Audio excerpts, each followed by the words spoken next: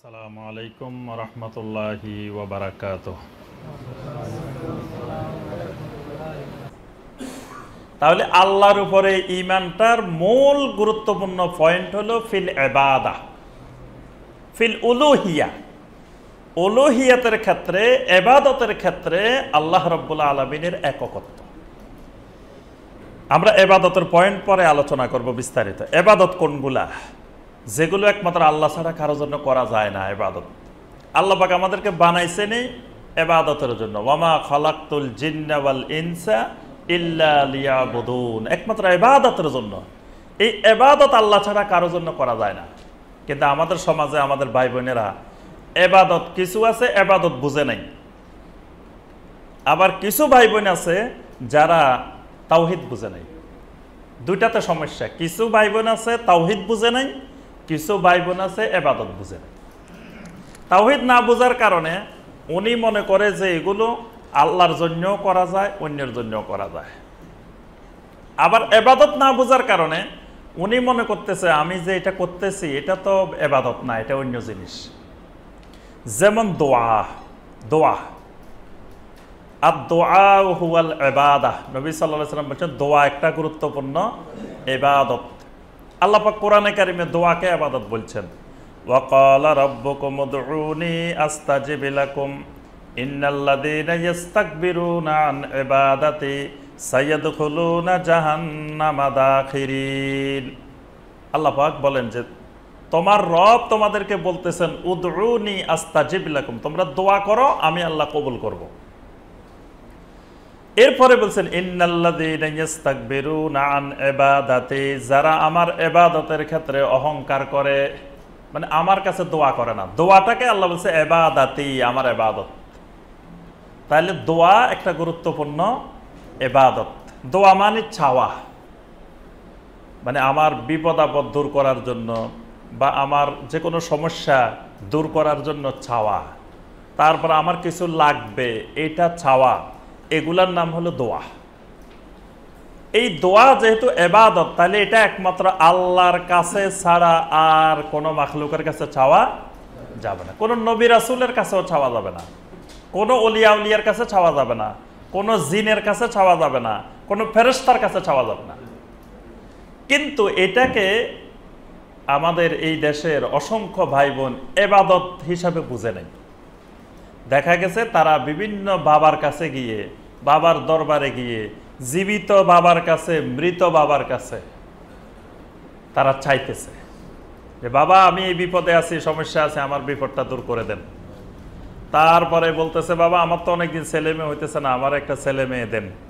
বাবা আমার এই ছেলেটা অসুস্থ, এই বিপদে আছে, দূর করে দেন। আবার ঘোষণা দিচ্ছে সগর্বে যে কেউ ফিরে না খালি হাতে গেলে খাজার দরবারে।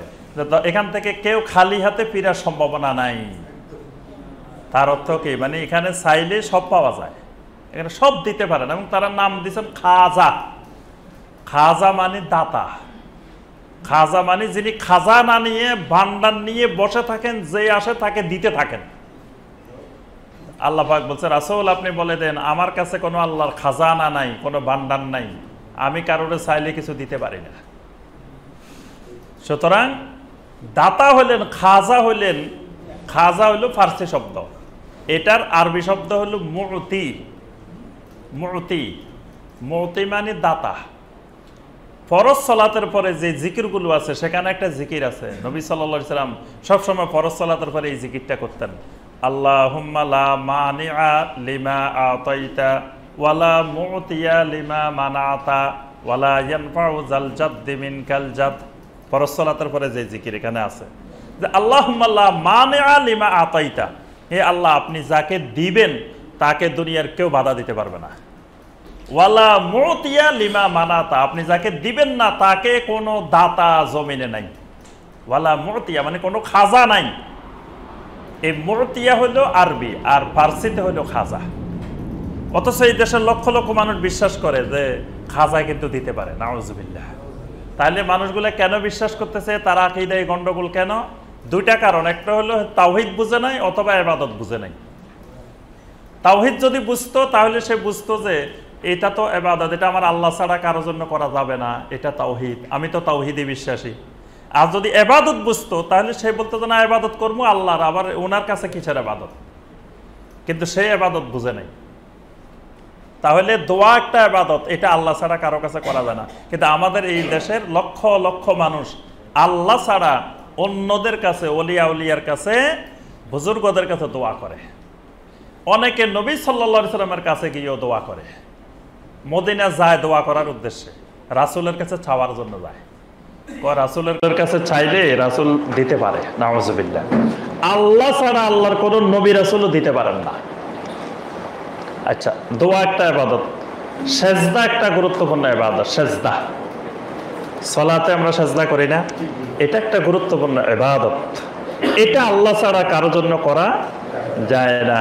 কিন্তু আমাদের দেশে লক্ষ লক্ষ ভাই বোন কিন্তু সেজদা করতেছে, কবরে গিয়ে, মাজারে গিয়ে, জীবিত ওলি, মৃত ওলি সবার কাছে গিয়ে কিন্তু সেজদা করতেছে। তাহলে এই সেজদার দ্বারা তার ঈমান চলে যাচ্ছে, সে শিরক করতেছে। কোন জীবিত মানুষকে সেজদা করলেও শিরক, মৃত মানুষকে সেজদা করলেও শিরক। কারণ এই সেজদা আল্লাহ ছাড়া কারোর করা যায় না। যদি নবী সাল্লাল্লাহু আলাইহি ওয়াসাল্লাম কেউ সেজদা করে, সেও মুশরিক। নবী সাল্লাল্লাহু আলাইহি ওয়াসাল্লামের কাছে সাহাবীরা আসছিল, অনুমতি চাইছিল সেজদা করার জন্য। আল্লাহ রাসূল সাল্লাল্লাহু আলাইহি ওয়াসাল্লাম সরাসরি বলে দিয়েছেন যে উ'বুদু রাব্বাকুম ওয়া আকরিমু আখাকুম, ইবাদত করো তোমাদের রবের, খবরদার আমি তোমাদের রব না। আর সেজদা হইল ইবাদত, এটা আমাকে করা যাবে না, এটা করতে হবে একমাত্র আল্লাহকে।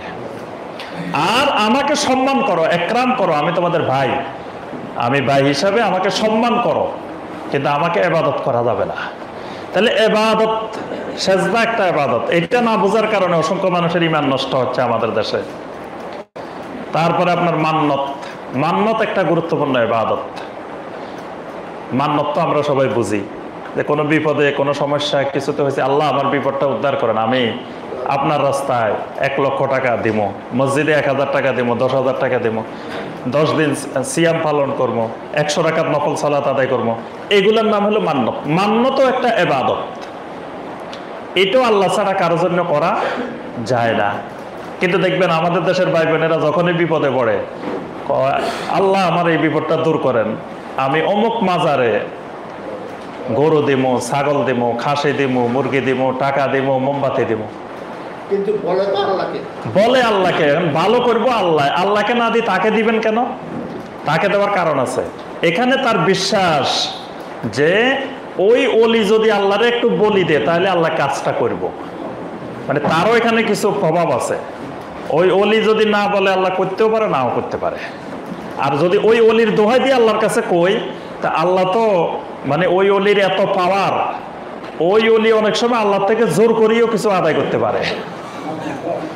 এই জন্যই অলির নামটা নিছে, কারণ অলির তো এত পাওয়ার যে উনি আল্লাহ থেকে আল্লাহ না দিতে চাইলেও জোর করে নিয়ে আসতে পারে, আল্লাহ দিতে বাধ্য। মানে তার বিশ্বাসটা, আকীদাটা এরকম। এই জন্যই সেখানে টাকা দিবে, সেখানে মোমবাতি দিবে, সেখানে গরু দিবে, সেখানে ছাগল দিবে, অথচ ভালো করলেও আল্লাহ। তাহলে দিব আমি আল্লাহর ঘরে, দিব আল্লাহর বান্দাদেরকে। আল্লাহর বান্দার তো অভাব নাই, কত গরিব, ফকির, মিসকিন, অসহায়, বিধবা, এতিম কষ্ট করতেছে, এরা আল্লাহর বান্দা, এদেরকে দিয়ে দিব আমি। ওখানে দেওয়ার উদ্দেশ্যটা কি? যে ওই আমার এই বিপদটা দূর করতে হইলে ওনার কিছু মাধ্যম লাগবে, কিছু সুপারিশ লাগবে। এই যে চিন্তা চেতনাটা মান্নতের ক্ষেত্রে শিরক, মানে মান্নত ইবাদত, এটা আল্লাহ ছাড়া কারোর জন্য করা যায় না। জবাই, জবাই একটা ইবাদত, জবাই করা। এই জবাইটা একমাত্র আল্লাহর জন্য করতে হয়। কোরবানির সময় আমরা জবাই করি, আকিকার মধ্যে জবাই করি, এই জবাইগুলো আল্লাহর উদ্দেশ্যে।